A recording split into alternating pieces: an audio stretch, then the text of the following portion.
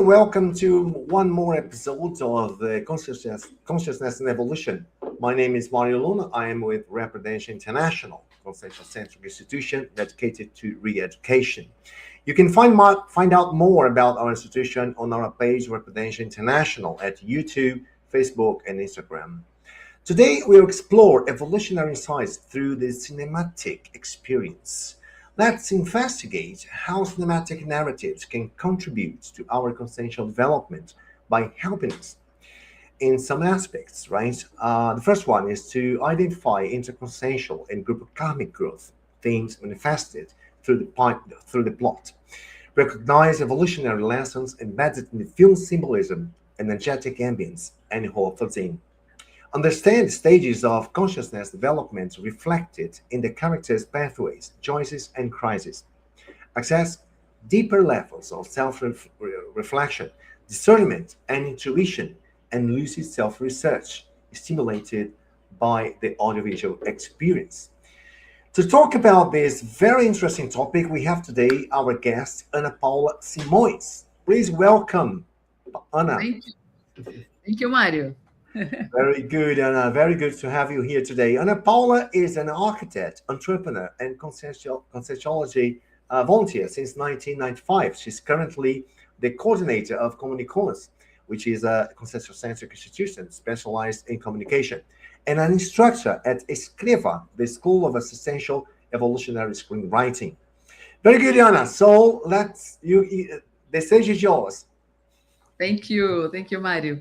Well, this presentation has to do with research that is taking place for my book, which is supposed to have the title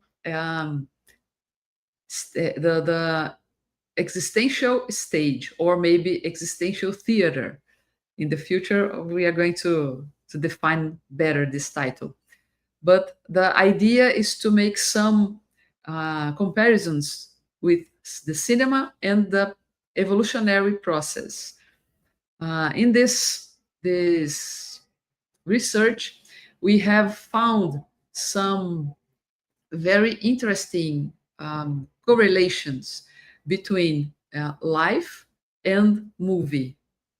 And to begin with, I want to explain to you these three words: sequence, scene, and beat. What does it mean for you who is not familiar to the words in the cinematic field? A beat is like a word for us. If you are writing a letter, for example, the beat is each word of the letter. Scene is a phrase, is like a phrase, and the sequence is the complete letter.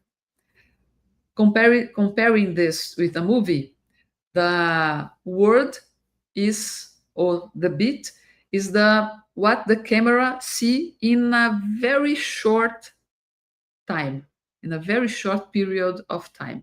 For example, if you have a movie, if you are watching a movie and the actor is going to bite something, is going to eat something, when the camera does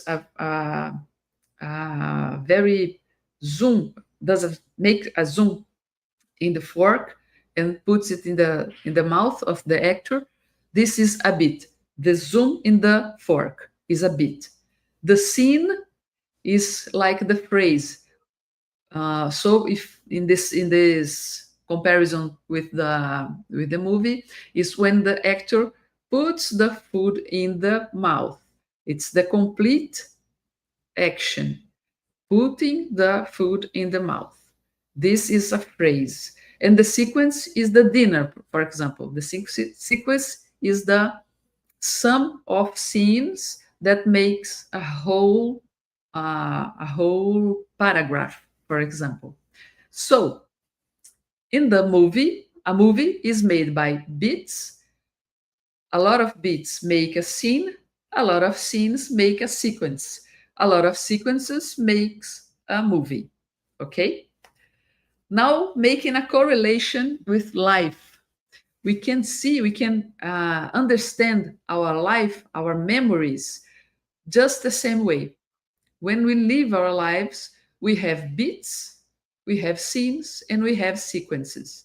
So we have, for example, when you remember something that happened to you in the past, sometimes you don't remember the whole story, but you remember some flashes of scenes, of flashes of images.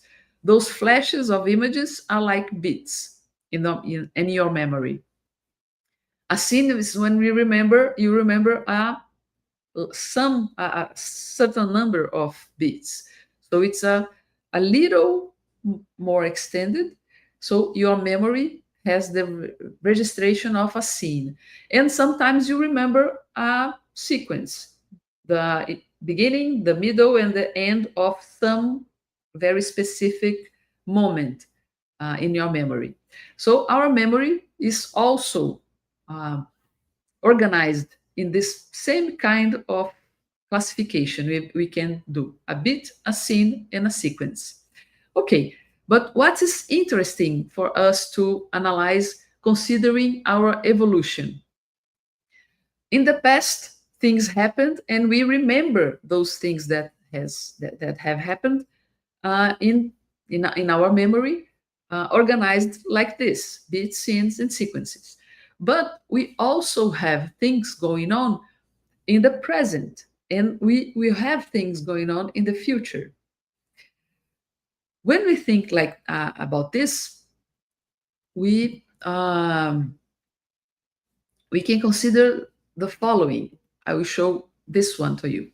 In the past, things happened, and you can look at those things and write to yourself something I'm calling a self-script.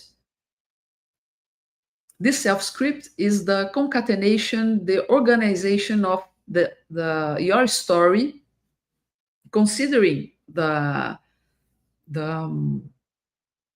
logic of a script to tell to yourself what happened to you.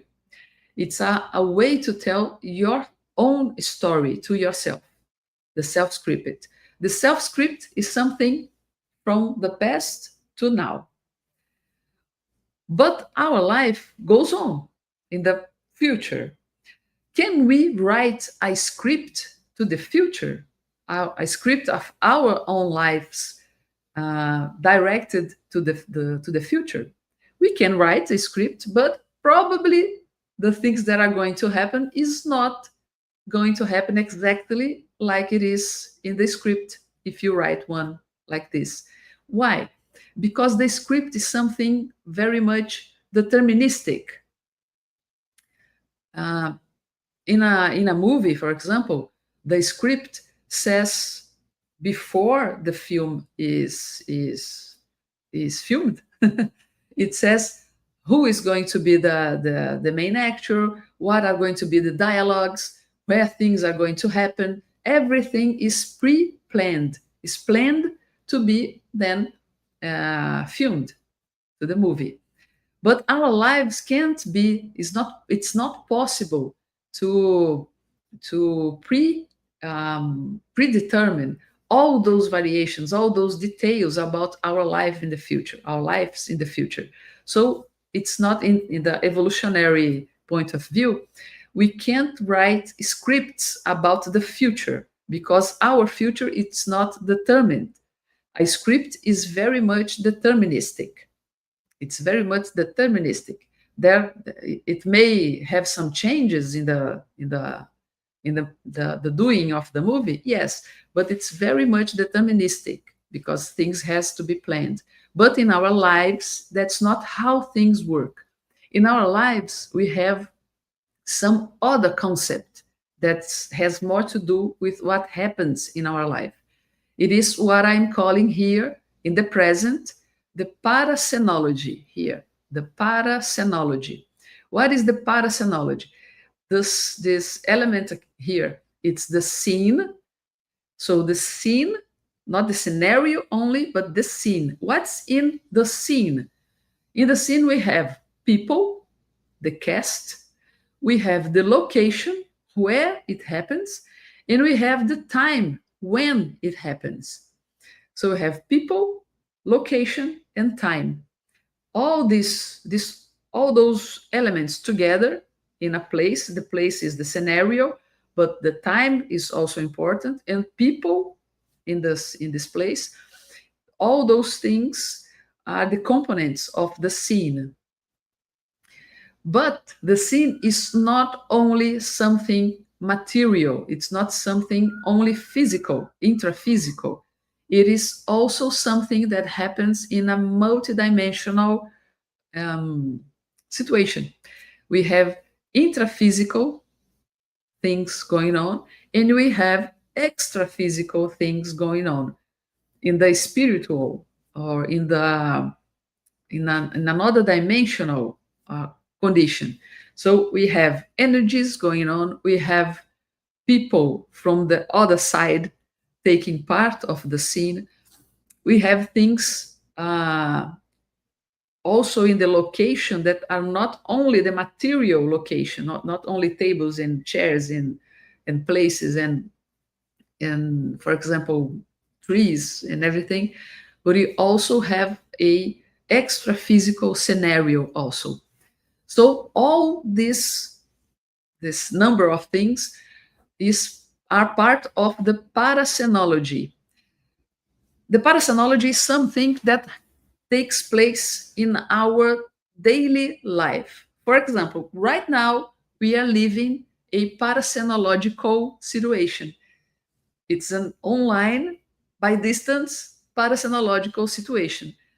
People here taking place in this webinar. So me, Mario Luna, Lizzie, hello Liz, Leona is there. All of us are part of this parascenology taking place right now. All these people. In this same parascenology going on right now, we have extra physical things going on at the same time in a location that is the location, intraphysical location, for example, here with me, with my computer, but also your location in each places, in each houses over there, but also the extra-physical consciousness, our helpers, for example, the spirituals that are present in the same moment. So in the present, there is a parascenology situation going on.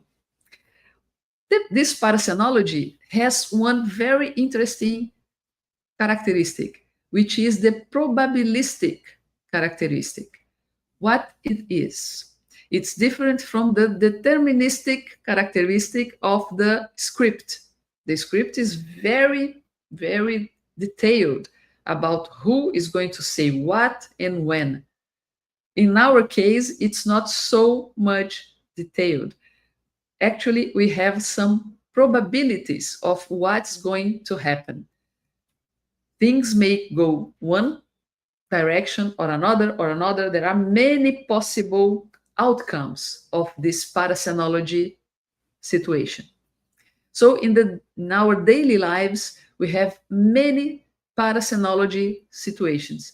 And in our daily lives, we have many probabilistic outcomes possible in all those parascenology situations, places, and everything.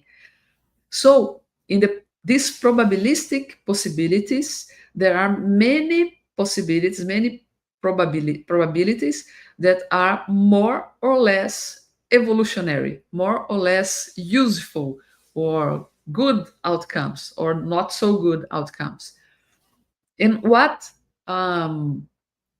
influences all those outcomes?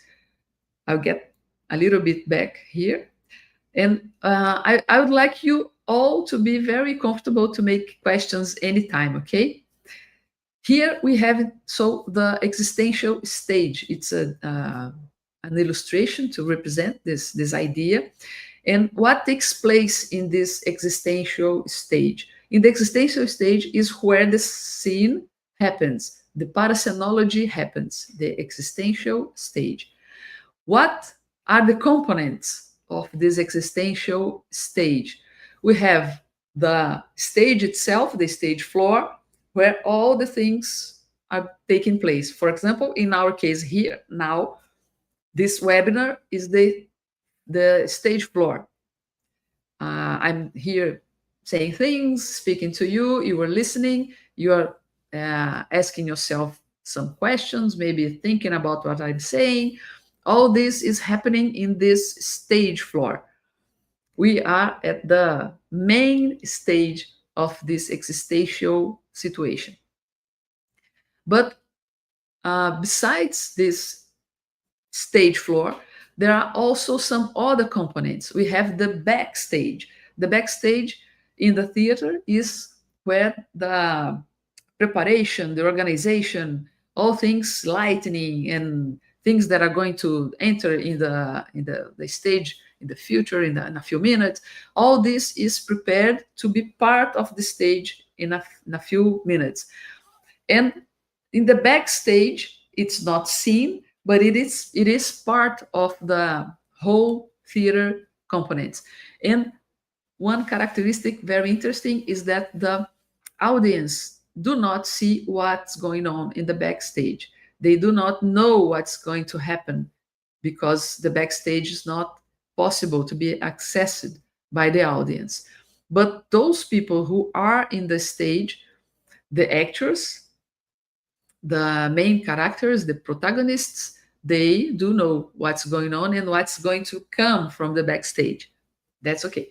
So the backstage in the correlation, in the analogy we are doing here with the evolution, in the backstage we may have those people who are interested in helping us in our life, in helping us in our existential condition. So the helpers can be in the backstage, but also in the backstage, there may be some people not so much interested in helping, or maybe not very competent in making this, in helping us.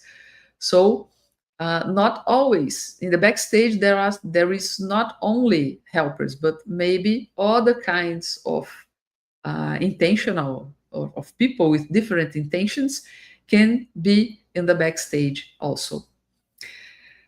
And we normally in those protagonists who are in the stage, they know there is something in the backstage, but they don't always see what's going on in the backstage. So it has to do with the capacity to see or to perceive what's going on in the extraphysical situations. So when we have a sensibility, we have some sensibility, we are more aware of what's going on in the backstage. And sometimes we are not so much aware of this backstage. So most of people in the daily life, they have no perception of what goes on in the backstage. They are in the stage and they don't even have a clue that this that is going on with them is a stage, is something that is part of a existential theater. So the backstage has those characteristics. The stage also, we have already talked about this, but we have some other components. The audience, for example, those people that are watching what's going on in our lives. This audience has the analogy with the people, the audience of our lives also. In our daily lives, we have some people that are connected to us, that has to do with us, that have connections that comes, maybe sometimes they come from other lives, from the very old past, and they are connected to us and follow us, and they are in the extraphysical condition, they are extraphysical consciousness spirits, they are not alive, they didn't rebirth, So they follow, some of them follow what is going on in our life, and they act as the audience of our existence. This audience can be of people well intentioned, but also of ill intentioned people too. And sometimes they throw tomatoes, throw things, say things to us. Sometimes they help, sometimes they do not help, sometimes they want to help, and actually they do not help at all. So this is the audience. But the audience has levels, different levels. For example, we have the audience in the very floor of the theater. But we have also the balcony, those ones who can watch what's going on in an upper level. They see the floor level audience, and also they can see what's going on in the stage from the upper level. So they have a better point of view of what's going on in our existence. Those people in the balcony used to be the ones who have a better understanding of our existential condition. Those many times those are the helpers, the ones who can help us better because they have a better view of what's going on and how uh, they can help us. If you have any questions, please be. I do have a question. Yes, yes. So, anyways, I was watching this, and a movie came to my mind, which is the Butterfly Effect. I don't know if you remember that one. I know which movie it is, but I didn't watch it yet. Oh, okay. Yeah, that's a very interesting movie because the person that is the main character, he is going through his life and he's posed with options. And he start to see where his life goes from if he does choose that option, and where it would go if he chose the second option. So I believe, and it's a possibility, I don't know your opinion on this, that sometimes movies, they kind of bring concepts of the extra physical that normally we wouldn't understand, and they make it a little more palatable for us mortals to understand. Or am I wrong? I don't know how. I think exactly that way, Anna, because I make this correlation with cinema and our lives, our existential condition here in the intraphysic life.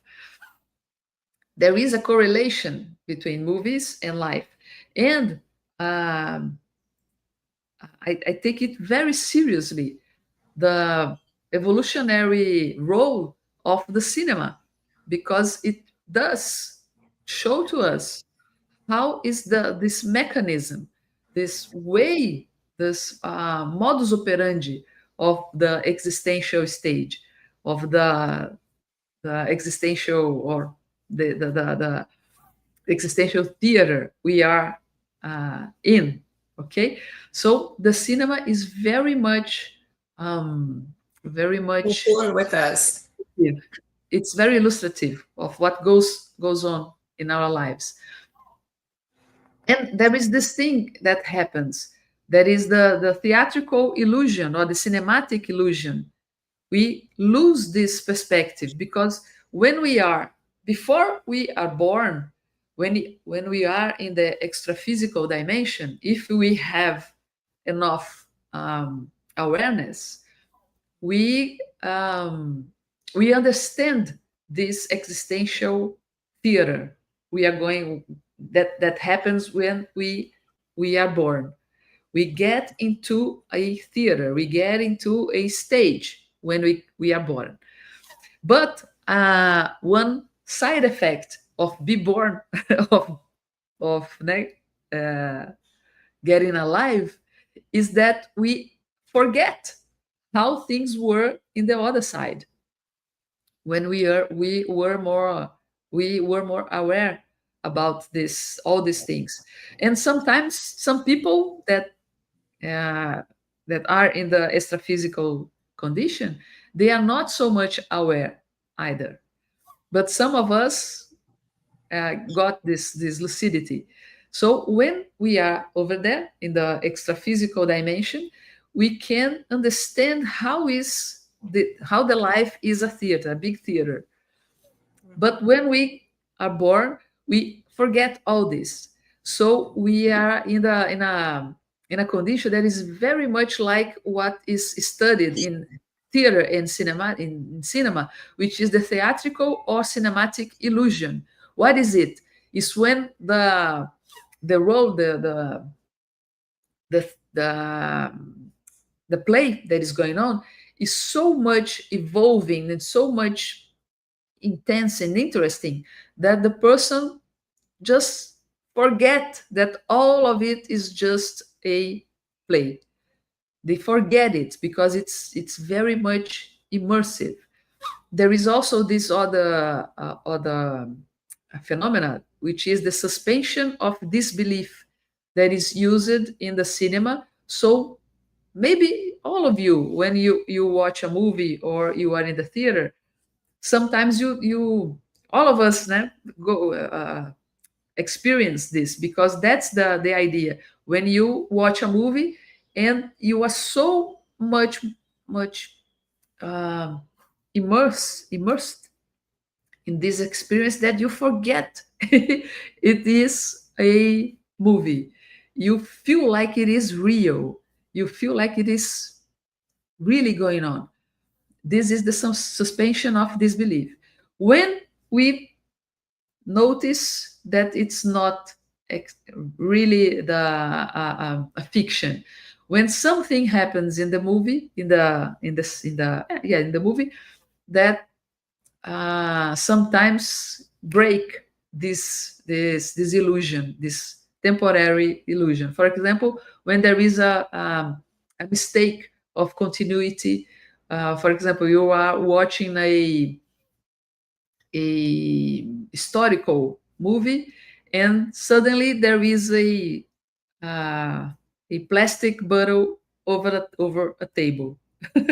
You are watching something from the, I don't know, medieval time, and then there is a plastic bottle in the table. So it breaks the illusion of that was going on, and it undo all the suspension of disbelief. So this is a phenomena that happens in the movies, in the theater, and it's we are when we write and we direct a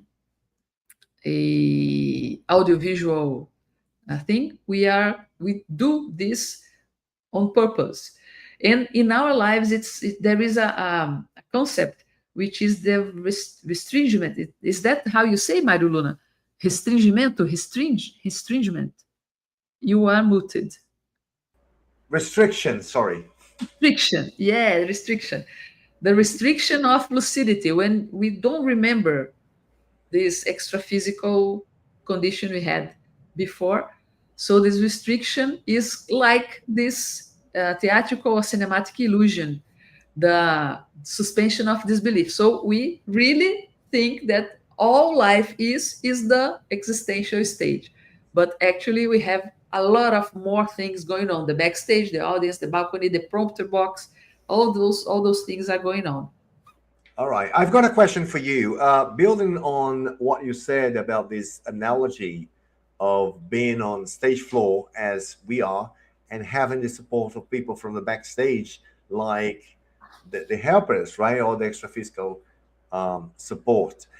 I have a very I have something that really bothers me sometimes, which is this unsettling feeling of not knowing or perceiving who is actually helping us, or having this, the self experiment of feeling, right, the helpers, and feeling all this staff, the extra physical staff that is in the backstage. what can you say for people to enhance this perception of this staff in the backstage, as the physical backstage? You know, when we are in the, if you, I don't know if any of you had the experience of being in a stage, actually in an actual stage, stage floor. You see that we have in these conditions we have a lot of light in front of us, and this kind of thing make us, we know there is, for example, there is an audience in front of us. Yes, the But limelight. The limelight is the limelight. to you. Yes. Nice. Okay. We know there is an audience in front of us, but we don't know who is and how is the reaction of them because of the light that is inside of in front of me. Yeah. So we have this feeling that there is something, but we don't know what exactly, and if they are liking, if they are friendly, if they are not friendly. This is the condition of most of people who are sensible, that can feel there is something going on, but it's not enough developed in the parapsychic abilities, competences to understand what's going on. So, what can I say about this? We have to develop some abilities so we can use all those possible all those possible resources in a theater to help us do the best in our condition of a protagonist in the stage floor. And how can we do that, Mario? I would like to show you something here.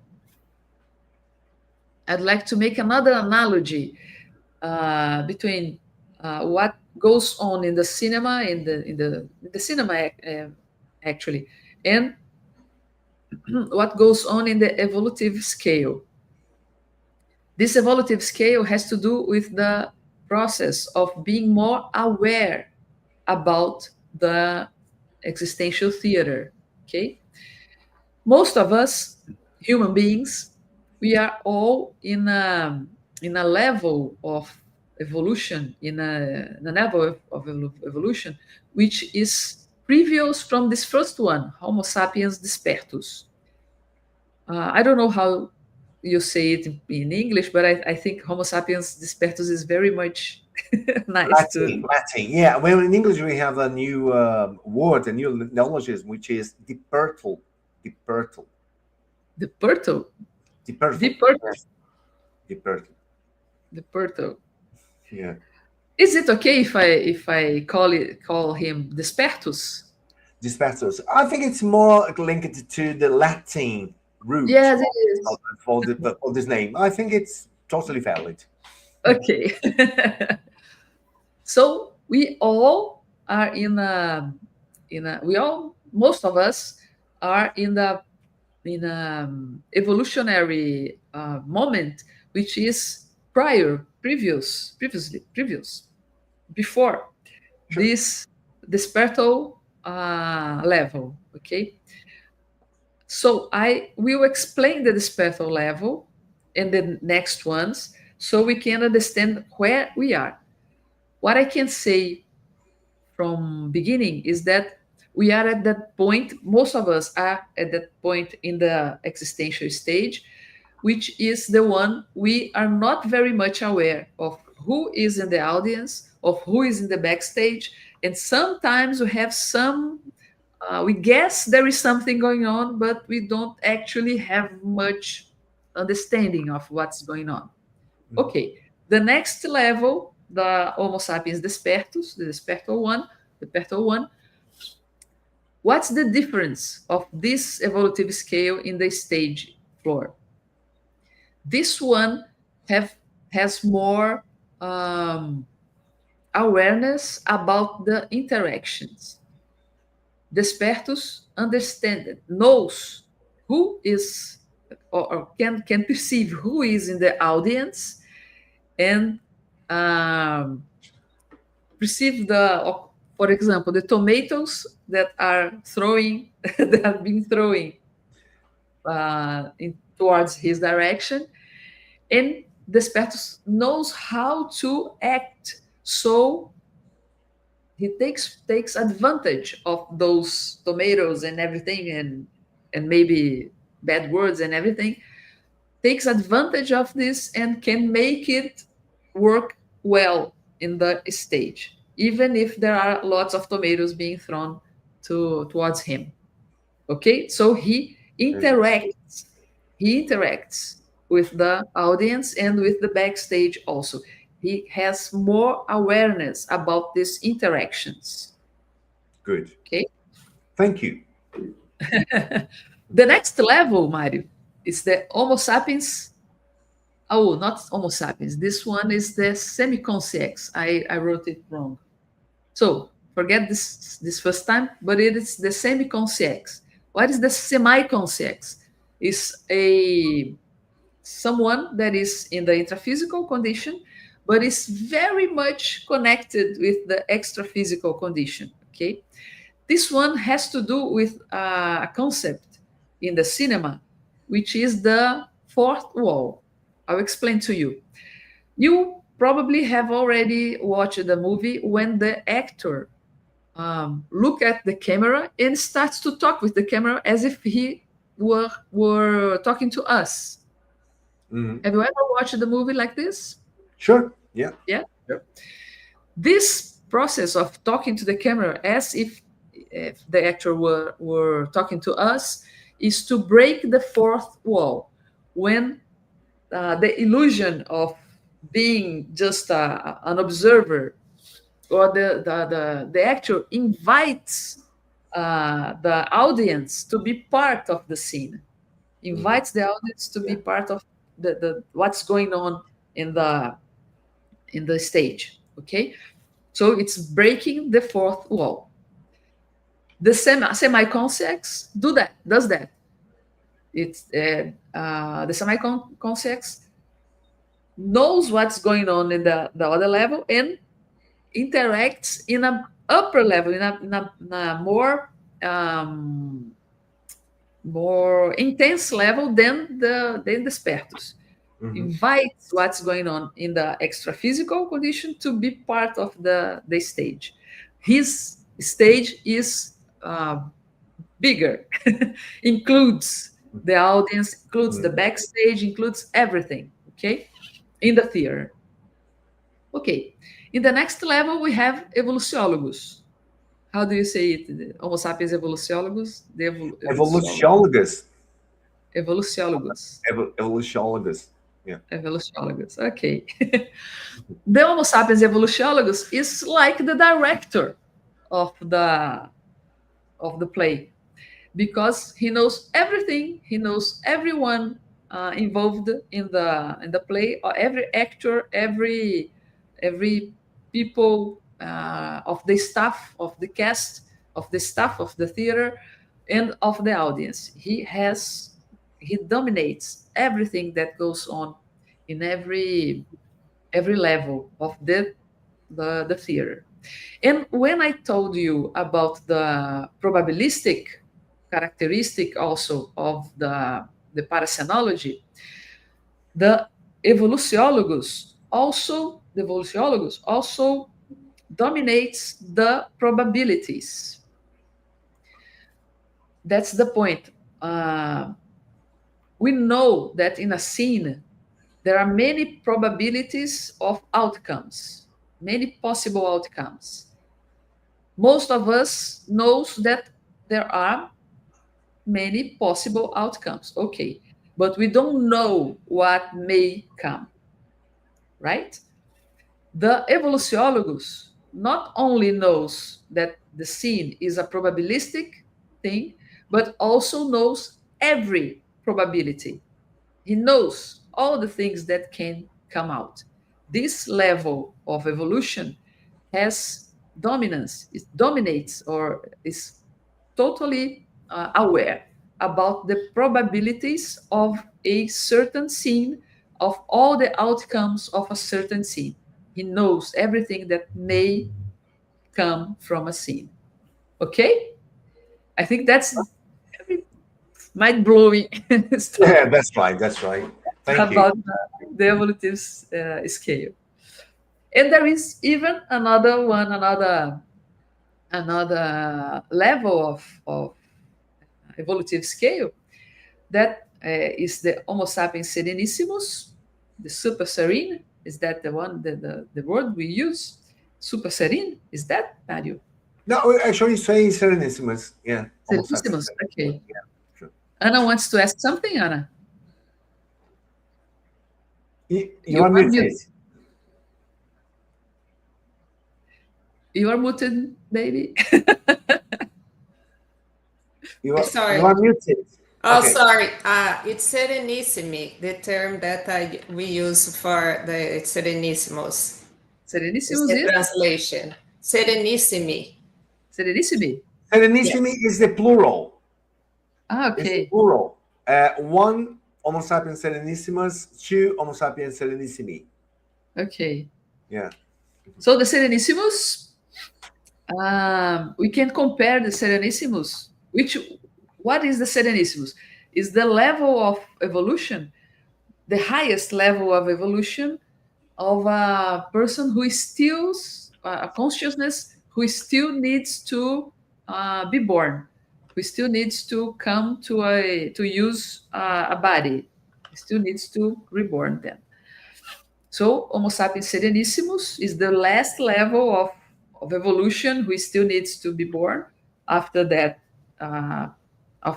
that level, there is no more need, and it's not any longer necessary to be born. So there is no longer a theater, okay? Because the existential theater, has to do with being born. When you don't have to be born, so there is no existential theater, at least not a kind of existential theater we know. So Serenissimus is the last level. And what happens with the Serenissimus? He has the ability of something that in cinema is called ex machina. What is an ex machina in a movie? Ex machina is when something happens in the movie that changes the script, changes what's going on, the storytelling, and solves something in a very kind of magical situation. I will give you an example. In the one of the first movies of Superman with Christopher Reeves, back in the 80s, I think, Christopher Reeves were the actor who played Superman. And in this first movie of Superman with Christopher Reeves, in a certain moment of the movie, Lois Lane dies. I will do a spoiler. At this point, I think everybody already saw this movie, okay? So Lois Lane dies, and Superman is in love with her. He doesn't accept her death, and then he starts to fly in the opposite direction of the rotation of the Earth. He starts to fly in the opposite direction and makes the Earth goes backwards. And this flying in the opposite direction backwards, changing the rotation of Earth, makes a rewind in the time. It's a huge ex machina. He goes back to the past, and then he saves Lois Lane, and then he turns the Earth back to the right way of the time. So it's an example of ex machina. This is one very much fictional and everything, but the Homo sapiens serenissimus is the level of evolution who is capable of doing things that are perceived or kind of ex machinas in a scene. Okay? Okay, All right. Mario? All right. Great. Thank you. So we have one question coming from the audience here. Okay. Leona Holist. Can cinematic narratives be used therapeutically to treat mental conditions similar to cyberdelics, where immersive virtual reality produce positive psychological effects to treat depression? Totally, Leona. That's a nice question. Something we are doing here in Comunicons, for example, we are developing a conscientiological cinecritic, which addresses your question. In this cinecritic, we analyze the evolutive and assistential analysis of a movie. We measure emotional self-awareness when the person is watching this movie, and we make connections with the interassistential public related to the movie. So there is, yes, there is a therapeutical use of the content present in movies. In the Conscientiotherapeutic institution here, the OIC, International Organization of Conscientiotherapy, they use movies to help people making their recycle to recycle to recycle their Recycling? recycling. Yeah, thank you. Recycling their their difficulties, emotional difficulties, for example, evolutionary difficulties. Okay, you can use movies to this, and we can use this in a very specific and technical way. So through the conscientiological cinecritic, we are developing, we are making a database. We have also a site which is hcc.comunicons.org.br, where we are publishing all the cinecritic we are writing, so you can read all the potential use, potential therapeutic and clarifying and pedagogical uses of a movie. Okay. Okay. All right. Let me go back here because I didn't mention to you this one idea, which is the parapsychoteca. What is it? Well, I told you before. Let's go back here. Let's go back here. I told you before about the sequence, the scene, and beats. All these components, they have to do with our memories. I told you we record the memories of our lives in structures that are very much like these concepts of the sequence of scenes and of beats. When you remember something that happened to you, you probably remember those things in the form of sequences or the form of scenes or beats. Okay, all those memories you have about your life, those memories are about this life, this one life you are having now, about this existential theater you are going on right now in this life. But we all went through other lives. We had other lives before, and we have beats and scenes and sequences about other lives also. We can experience, for example, um, past life beats. Maybe sometimes you can remember, for example, you visit a certain place, and suddenly a kind of image comes to your mind, comes to your mind, your cerebral screen, your mind screen, in the form of a beat. You remember something as if it is a camera seeing something. It's a bit. It's a kind of heterocognitive bit or a past life bit, a bit only. You don't know the whole life you had in the past, but you took took contact. You had the contact with a bit of that life. Maybe because this place that you are visiting is the same place you visited or you lived in another life, for example.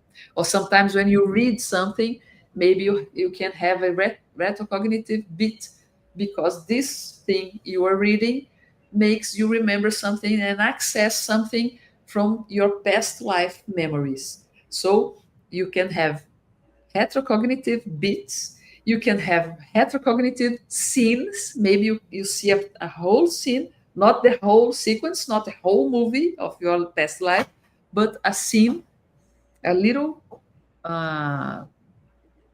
bit, a little part of the what happened to you. I personally have some experience of heterocognitive situations that are heterocognitive bits and heterocognitive scenes, and also heterocognitive sequences of some things that happen in a more prolonged time. Okay, but not the whole life. Okay, it's very much more rare to remember a whole life. It's more usual if you to remember bits, scenes, and sequences. Okay. And well, I think it's a very big challenge for us to see, for example, a bit of retrocognition and try to put this bit into a screenplay. Right. So, because we just see the bit and say, what does it mean? So, and Uh-huh. it writes a lot on our capacity of interpretation, right? No. Right. This is very important. How are we going to interpret those bits, right? Because we tend to think, in certain circumstances, which is not on the right track. So, Right. how to be more accurate to absorb and have these bits and make the most of it. So But bits are like puzzle pieces. yeah, that's right. You gotta collect all those puzzle pieces, and sometimes they are not going to make no sense at all. Sure. For a long time, they will make no sense at all. So you collect, you become a collector of bits, and you hopefully will make some sense of all of it along the way, along your life.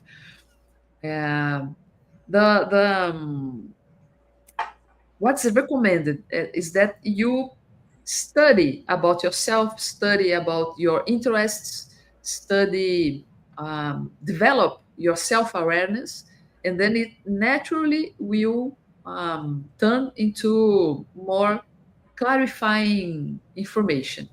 But do not try to make sense and fill the blanks, because most of the time we are going to fill those blanks with imagination. Yeah, So sure. do not do this. It's much better if you just collect what naturally comes to you as reminds, né, from the past. And sometimes you don't know exactly if those reminds are from, for example, from past lives, or maybe from the period you were in between lives. And Sure. sometimes it is from this life, this one life right now going on. So when it's not clear, don't try to make sense by uh, forcing make sense. Just Makes let it go, let it be, and keep researching. Okay. Yeah, that's right. Or we can also have the question, what is it good for?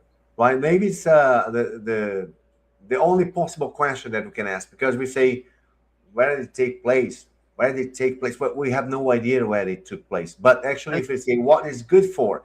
What am I having the experience of seeing this exactly at this moment of my life? It could tell us a bit, something that um, we can follow, right? We have a question from Eliane Voslaw. Thank you, Eliane, for your participation. The question is, can you talk a bit about the synchronicities that occur with movies and series? I've been experiencing some interesting ones, although it might also just be the algorithm showing us certain content. Yeah. Aside from the algorithm, okay, Liane, that is surely does happens. A very interesting thing that happens when I was talking about this parascenology thing is that the synchronicities is part of the parascenology. Synchronicities is one of the contents of the parascenology. For example, today in the lunch time, I was in a parascenology situation. Actually, every moment of our lives is parascenological. So I was after lunch having some coffee with a few friends, and we were having a conversation in this parascenology setting. Okay, me and a couple, and we are actually talking about this content here, the parascenology content. And one of the persons in the table saw in the shelf right behind me a book, and the title of the book had to do with the conversation we were having right there. It's one example of synchronicity. So this book in the shelf behind me was part of the scene in the scenography of the parascenology situation, and it was aligned with the all the content, all the conversation that was going on. What's the meaning of it? Well, that's the challenge of analyzing the parascenology, because of those levels of evolution. As I am not I am near the Spertus level, but I'm not totally the Spertus. Okay, so I have no idea of everything that is going on. I have some idea of what's going on. So sometimes part of the information does not make sense to me yet, but it has to do with what was going on over there. So what's nice to be done? Write, study the synchronicities, write down all of them, and try to understand, try to make sense of it. Try to have this is an example of puzzle pieces. We have many puzzle pieces when we study synchronicities, and then when we um, collect all a big number, for example, of synchronicities, some at a certain moment we begin to identify patterns. We identify hypotheses. We can test hypotheses, and we can understand what is going on beforehand through the reading of synchronicities. That's a nice thing to do about this study of the parascenology. Okay. This one is something I would like to tell you also to finish all this presentation, which is the Akashic registries. What is it? The Parapsychoteca, which is the sum of the memories of the registries of what went on, what we experienced in many existential theaters, existential stages we accumulate along our evolutionary path. Okay, so here it is represented a person. All those points may be all the memories of many lives this person lived, and all those memories, all those experiences is part of a big um, like a library, a cosmic library, where all the memories, all the registries of all that is experienced by many, all the consciousness is registered. So this is the Parapsychoteca, is where the evoluciólogos here, the Homo sapiens evoluciólogos, study and knows how he knows all the probabilities of a certain scene, because he dominates this access to this parapsychoteca, to these registries of memories of all those people involved in a certain scene. Okay, so I think it's a very challenging topic, and I'm very motivated to do to all of it, and I hope I could transmit this enthusiasm to you. Okay, thank you.